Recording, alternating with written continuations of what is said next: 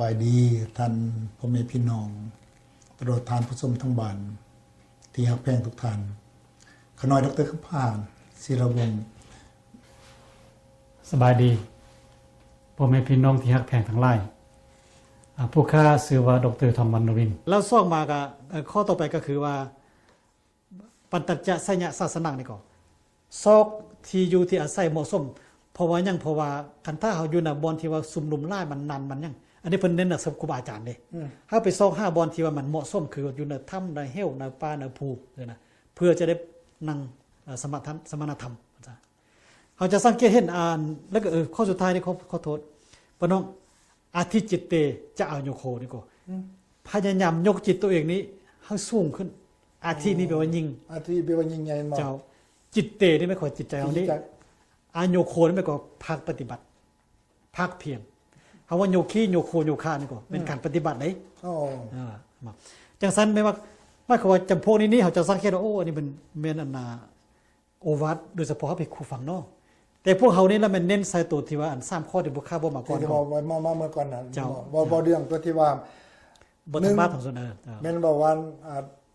สิ่งที่ว่าสิ่งไหนสิ่งที่ว่าบ่ดีสิเป็นบาปนั่นแปลว่าบ่ควรเฮ็ดแม่นบ่ตัว2สิ่งที่ว่าเป็นบุญแล้วหันนี่แปลว่าควรเฮ็ดทุกอย่างเฮ็ดน้อยได้น้อยเฮ็ดหลายได้หลายแม่นบ่ตัวที่3นั่นหันแม่นว่าให้สร้างแนวคิดจิตใจของตัวเองให้สะอาดแจ่มใสแม่นบ่แม่นบ่แม่นแล้วโอเคต่อไปสนานเบิ่งกันต้องเบิ่งอันนี้นี่ผู้ค้ายักเน้นหนักให้พี่น้องเขาได้เข้าใจว่าบุญตัวนี้นี่มันสำคัญแล้ววิธีเขายักบูชานะบูชาพระท่านจากพวกนี้มันซะแล้วก็บูชาพระเจ้าก่อนแล้วบูชาวัดวันนี้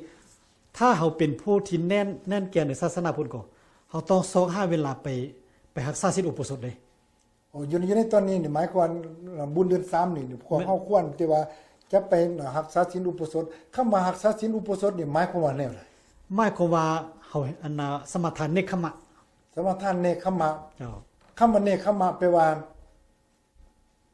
แนวอะไรสิ่งที่บอกว่าเนคขมะนี่หมายความว่าเอาตัวออกจากสิ่งที่เคยออกจากสิ่งที่เคยหมายความเอาออกจากบ้านเฮือนเพื่อว่าไปปฏิบัติศีลธรรมอยู่ในสถานที่บ่ใดบ่หนึ่งจะสังเกตเป็นการเหมาะสมหมายความไปปฏิบัติศีล5ก็ตามศีล8ก็ตาม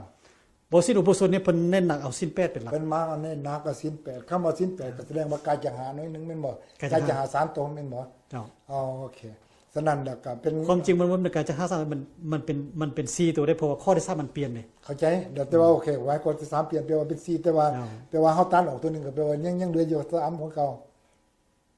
การสร้างจักรทึกมันมี8ข้อได้หมดเลยแปลว่ามี8ข้อโอเคแล้วคันเมื่อมาฮอดอันนี้ตอนนี้นี่แหละให้ออกจากเฮือนแปลว่าไปปฏิบัติเพื่อตนเองหันให้มันเป็นเนคขมะในเรื่องตอนนี้นี่นั่นก็แปลว่าให้ออกจากสิ่งที่เฮามีนี่ให้แปลว่าเป็นออกสิ่งที่เคยสิ่งที่เฮาที่เคยไม่ตามที่ผู้ค้าไม่ความว่าหันออกจากสิ่งที่เคยมาสิ่ง5สิ่งที่บ่เคยเพื่อหยังเพื่อดัดแปลงตัวเองว่าซะดัดแปลงทางการปากเว้าการกระทำและก็การนึกคิดเพราะว่าสิเฮาสิสร้างร่างกายเฮาเด้ถ้าเฮาจะสร้างร่างกายเฮานี้ทางด้านจิตใจทางการปากเว้าตามโอวาทที่เพิ่นตัดมานี่นะเฮาต้องได้เอาตัวของนี้ออกจากสิ่งที่เคยคล้ายๆคือว่าเฮาเคยเบิ่งทีวีเฮาบ่เบิ่งทีวีมื้อนั้นน่ะใน24ชั่วโมงพันว่าซะคล้ายๆว่าเอาตัวออกจากเนคขมะอันหมายความว่าเอาออกจากสิ่งที่เคยเฮาเคยกินข้าวแล้วเขาบ่กินมื้อนั้นเอาแปลว่ามีการโภคแปลว่ามีอะไรอันนั้นเพราะสิ้นแปดมันสิเป็นลักษณะนั้นเด้แล้วโดยเฉพาะแม่หญิงหรือว่าพออันนาพวกแม่หญิงนี้ผู้ที่ว่าเคยมักแต่งหน้าแต่งตาอันก็มื้อนั้นก็บ่แต่งหน้าบ่เฮาปะแป้งแทงเข้าห้องสินะทาเข้าห้องสินะบ่เฮาถัดดอกไม้บ่เฮาห้องรับทำเพลงจังซี่นะคล้ายๆกับว่าเคยสิ่งที่เคยนั้นเฮาเศร้าออกจากสิ่งที่เคยมาหาสิ่งที่บ่เคยมันซะเพื่อดัดแปลงตัวเองดังนั้นนี่ท่านพ่อแม่พี่น้องทั้งบ้านจริงสิมาเห็นได้อันนึงอันว่าเฮาไปในวัดแล้วเห็นพวกเขาแม่เขาเพิ่นอาหารยันนั้นในวัดนี่นั่นสิเห็นเรื่องจรรยามารยาทกิริยาท่าทีต่างๆก็สิแตกต่างจากคนสามัญธรรมดาแม่นบ่จำแม่นล่ะโอเคแล้วก็อยู่ในเวลานั้นในขณะที่ปฏิบัติต้องปฏิบัติให้เข้มงวดแล้วก็ปฏิบัติให้ถูกต้องแม่นบ่โอเคสนับกรุณาต่อไปเลยเป็นยังไงเนาะ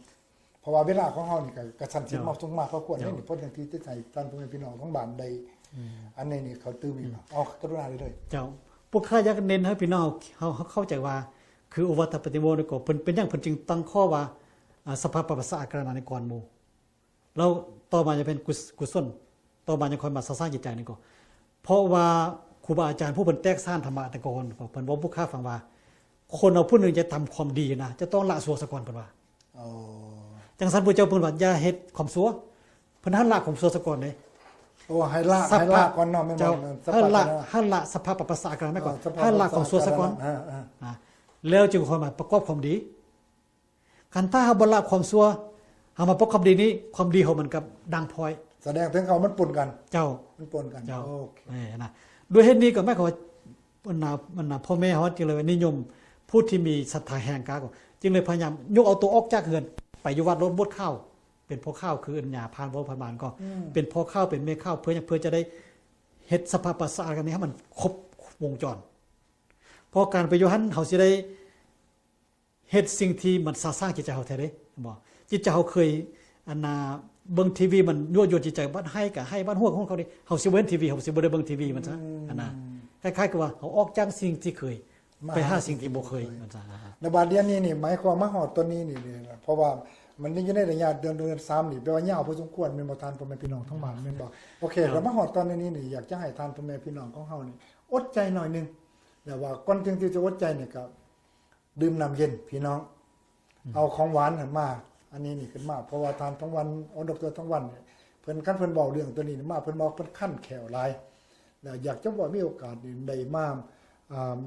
โอลมน้ำทานพ่อแม่พี่น้องเพื่อว่าเป็นบุญเป็นกุศลน้ำกันโอเคครับกรุณาได้เลยทานพ่อแม่พี่น้องจะกลับเข้ามาวันตอนที่ว่าบั้นตัวสุดท้ายของเดือน3ของเฮามีความสำคัญอย่างขอให้ทานพ่อแม่พี่น้องของพวกเฮานั้นอดใจหน่อยนึง